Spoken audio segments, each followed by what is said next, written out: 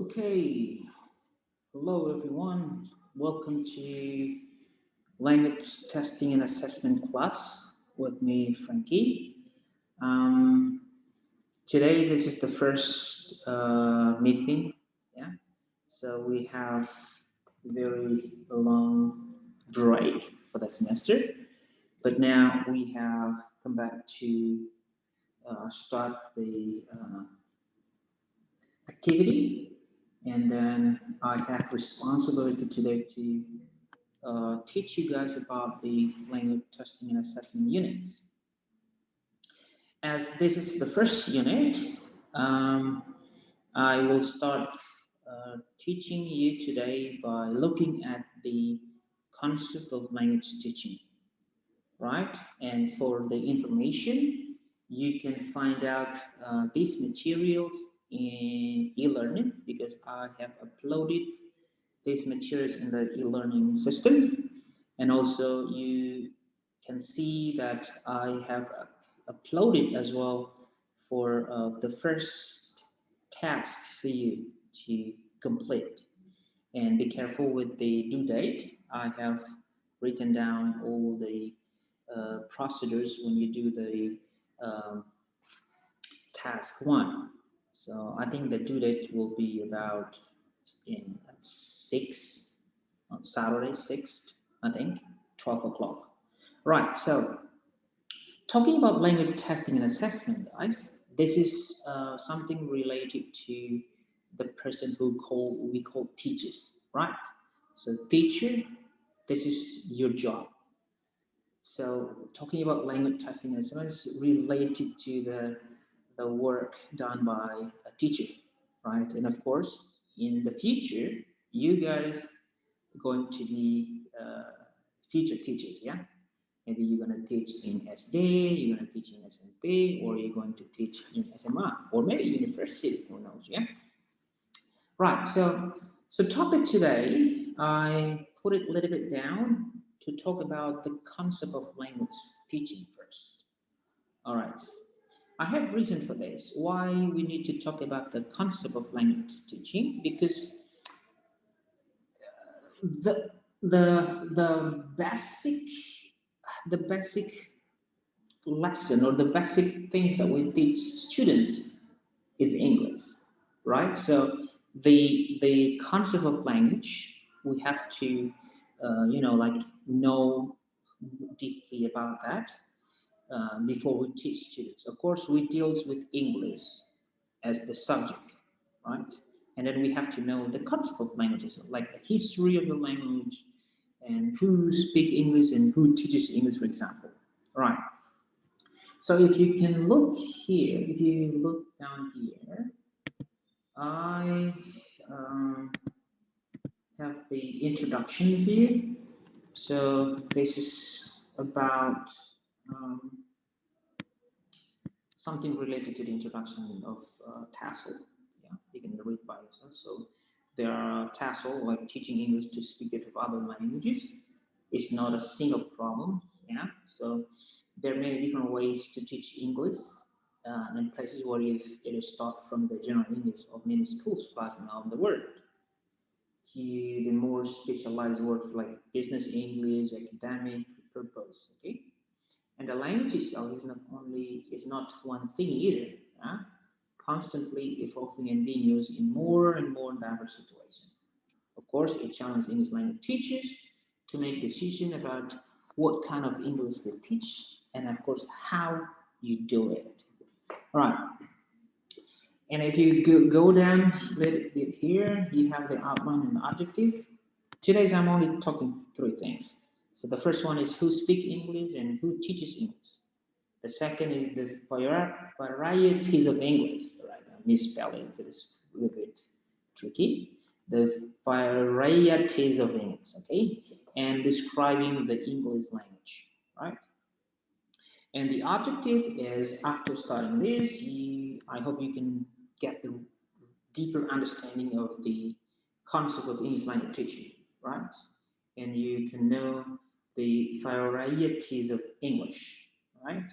And also you have to differentiate between nest or we say native English teachers, and NEST, or non-native English speaker teachers concepts, right? So this is something that you will figure it out in this topic today, in the first meeting.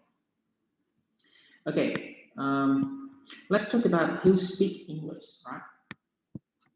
This is a very big question for some reason, okay? Uh, Honestly, all people, I mean, all persons, every person speak English. You, me, even people in the village, they speak English. Because English is not belongs to one of the country, like maybe you say that's the USA language, but the UK or Australian language. No, that's the international language. That's why all people speak English. And then all the government put the English as a subject in schools. Right. To go a little bit more academic, let's look at the Raj Kachur. He explained English concept or who speak English in 3 circles. So the first one he said that like inner circle, second one is the outer circle, and the last one is expanding circle. In the inner circle, we have a countries such as the USA, the UK, and also the Australia. This is where English comes from, right? So that's why that the national language that's countries. So they like we say English speaking country, right? It's a national language. Their national language is English. And if we go to outer circle, like Singapore, India, and maybe South Africa, yeah. So this is kind of related to the history. The UK, like British people, conquered Singapore, India, and South Africa for many years, and that's why when they left those countries, they they left English as a main language in that country, and then they use English as their a second language as well. And if you go down a little bit, we have expanding circle such as Indonesia, like China, Sweden, Argentina, or Indonesia. Let's talk about Indonesia. Yeah, so we see English as a foreign language.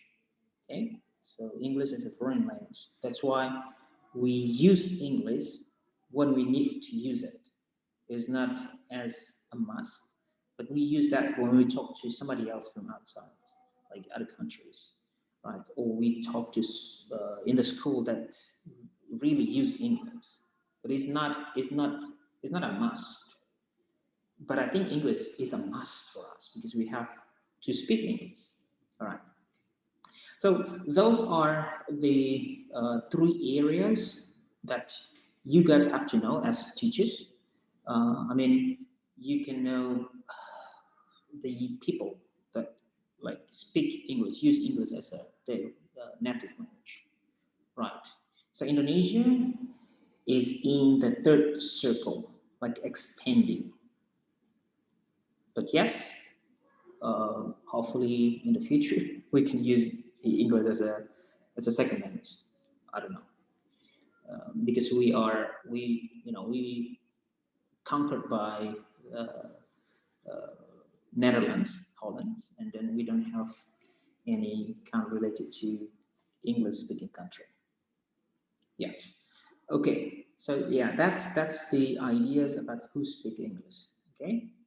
I want you to know this concept, and then you can elaborate these ideas into your understanding of teaching concept of language as well. Now we go down to varieties of English. All right. Okay, so English has many kind of varieties, but I wanted to put 2 things here. So I use standard Southern English, like we people say SSE. So this is kind of be related to British part. And then the second one is like General American. So we have GA. Right, so this is the two varieties of English that used a lot in the world. The first variety is that from UK, where we say the British accent. The second one is, of course, American accent. For me, I like to go with both of them because it can, like enrich my English knowledge, my English vocabulary, and my English accent.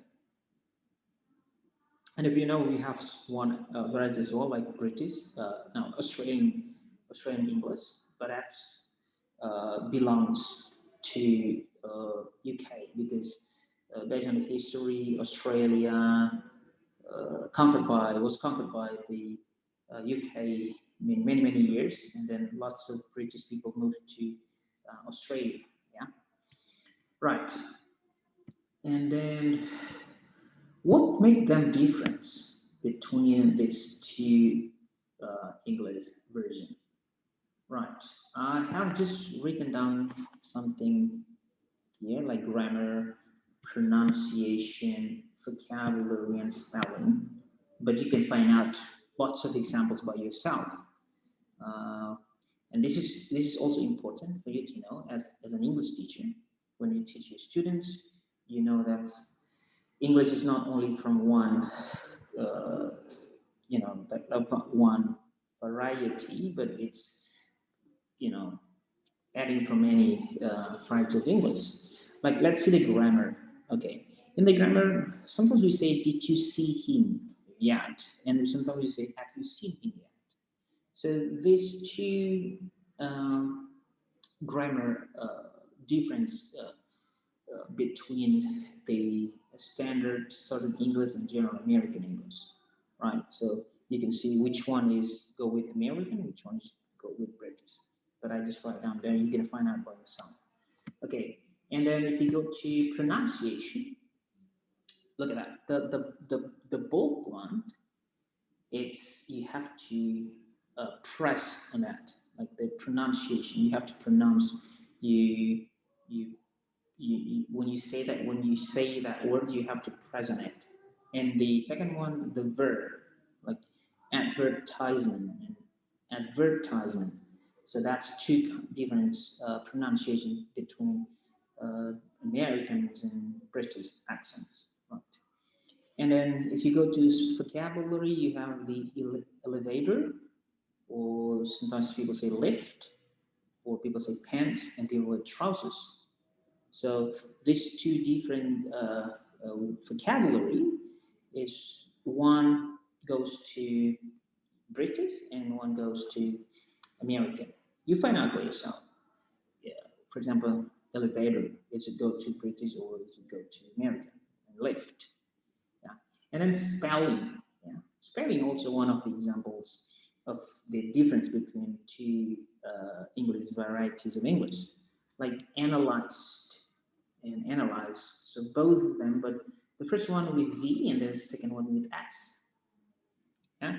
So this concept also, uh, I think you have to know as teachers, as English teachers, because when you teach your students, you don't you not only depends on one of the variety of English, but you have to elaborate all of them in one concept and be ready to teach your students. So just just put this as a resource for you.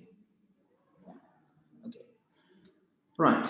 And then we're going to go down a little bit to who teaches English in this concept, right?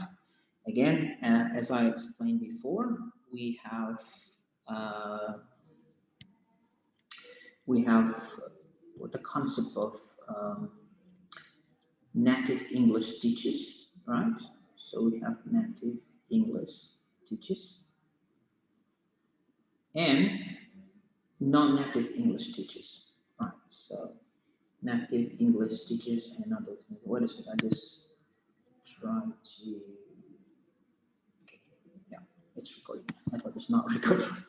Right, so you have native English teachers and non-native English teachers. If you want to read these two kinds of teachers, you can go to Patersnack and Bailey, 2004. I put the link down below here, so you can find out the articles about this too. They talk more about the difference between native English and non-native English teachers. These two people explain these ideas about native teachers and non-native teachers in 4 ways. The first one, they said teachers can be proficient in target language. Okay, proficient in target language, like English is a target language, and you are really prof. You really know well about the English, all about the grammar, all about pronunciation, all about the vocabulary, all about reading, listening. You are the master. You're proficient in the target language because maybe you are native teachers, for example, and non-proficient in target language. We say that, like foreign teachers, native teachers are really the English teachers, but it's not guaranteed. Some of the foreigners, they do not know about the grammar as well. When they speak English, they speak it naturally. It's real. They speak naturally, but the problem is they don't know the concept of the grammar. And this is kind of, you're going to be teachers like this. You're not present in target language, right? And the third one is professionally prepared as a language teacher. This is also one important thing. As teacher, we have to be well prepared when we enter the class. Everything's about teaching strategy and teaching everything. So we have to know the concepts to be ready to teach our class. And the last one is not professionally prepared as language teachers, right? So this is something also problems. If you're not professionally prepared as language teachers, you're not ready to be a teacher. So this is the 4 ideas that explained by Patersnack and Bailey, 2004, as your reference to know. Yeah. Again, I think today is only talking about these ideas. We're not talking more about the concept of language testing. So we're going to go to the next session, which is we're going to talk more about the concepts of methodology, approaches, about the language teaching. All right. Again, this is very short introductions about language concept. Again, we have learned about 3 things today, about the who speak English, variety of English, and also the who teaches English, yeah, like teachers. All right, so you can decide which one you are belongs to in the concept of who teaches English. But for me, about native and non-native teachers, it's a very, very huge, concepts that we need to know deeply about that, because even we are not native teachers, but we know we're ready to teach the students as well in the class. So that's really a professional in teaching. So yeah, I suggest you to go and read these articles by Patersnack and Bailey to deeply know about this concept. All right. Also, I have put some references here about Wong, Chris Patrick, also teaching English culture. This is 2 references here. These 2 references here will be lead you to know about the topic today's. All right. Okay. Again, if you have questions, you can put your questions on the. Oh, we also have WhatsApp group. Yeah, So guys, if you have questions about this, you can jump to WhatsApp group and you can put your questions on it. Or if you want, you can go to e-learning and you can pop up your questions on the e-learning system. Again, I have uploaded the first task, so I hope you can read these two articles here. Yeah, this is very important. Yeah.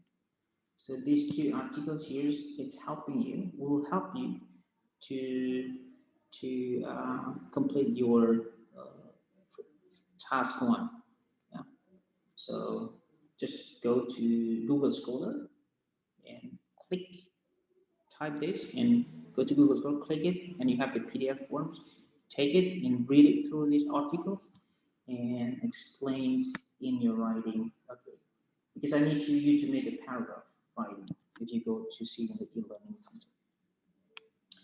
Okay, I think that's the topic one about the concept of language teaching, and hopefully this is really help you to understand the concept of language teaching in terms of who speak English, who teaches English, and the varieties of English.